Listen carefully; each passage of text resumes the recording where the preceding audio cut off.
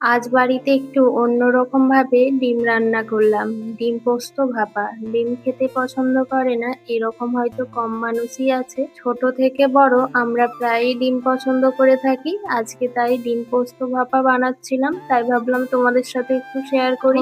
আমি কটা ডিম সেদ্ধ করতে বসিয়ে দিয়েছিলাম। এবার ডিম পোস্ত ভাপাতে এখানে পেঁয়াজ, টমেটো, কাঁচা লঙ্কা দেবো, সেইগুলোকেই আমি কেটে নিলাম। এরপর একটা মিক্সিং জারে বেশ কয় চামচ পোস্ত দিয়েছিলাম, তার সাথে দিয়েছিলাম দুটো কাঁচা লঙ্কা। প্রথমেই আমি এটাকে শুকনো গুঁড়িয়ে নিয়েছিলাম।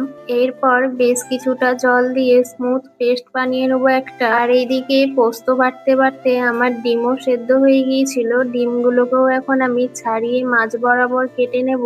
তোমরা চাইলে এইগুলো গোটা গোটাও করতে পারো, কিন্তু মাঝ বরাবর কেটে নিলে বেশ মশলাটা ঢুকবে আর খেতেও ভালো লাগে। এরপর কড়াতে বেশ কিছুটা সর্ষের তেল দিয়ে কাঁচা লঙ্কা ফোড়ন দিয়ে পেঁয়াজগুলোকে একদম লাল লাল করে ভেজে নেব। পেঁয়াজগুলো লাল লাল করে ভাজা হয়ে যাওয়ার পর টমেটোটা দিয়ে ওই 1 থেকে 2 মিনিটের মতো আমি ভেজে নিয়েছিলাম। এরপর ভাজাটাতে পরিমাণ মতো লবণ দিয়ে ভাজাটা আমি তুলে রেখে দিচ্ছি। এরপর ওই তেলেতেই হলুদের গুঁড়ো, কাশ্মীরি লঙ্কার গুঁড়ো আর লবণ দিয়ে আমি এখানে ডিমগুলোকে কেটে রেখেছিলাম, ওই ডিমগুলোকেই উল্টে পাল্টে লাল লাল করে ভেজে নিতে হবে। তবে ডিমগুলোকে খুব কড়া করে ভাজলে হবে না, হালকা একটু উল্টে পাল্টে লাল করে ভেজে নিলেই চলবে। আর আজকের আমি এই ডিম পোস্ত ভাপাটা টিফিন কৌটের মধ্যে করব, তাই টিফিন কৌটে পোস্ত বাটাটা আমি দিয়ে দিলাম। এরপর যে গায়েতে পোস্তগুলো লেগেছিল বেশ কিছুটা জল দিয়ে ধুয়ে আমি পোস্তের মধ্যেই দিয়ে দেব। এরপর একে একে ডিমগুলোকে সাজিয়ে নেব।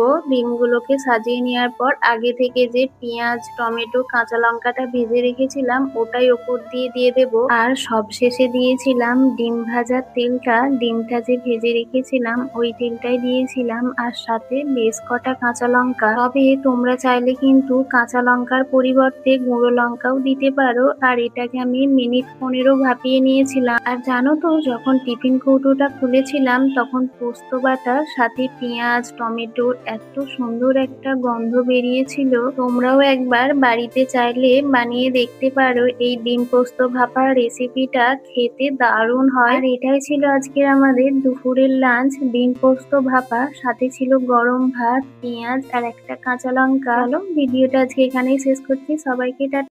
আজ বাড়িতে একটু অন্যরকম ভাবে ডিম রান্না করলাম।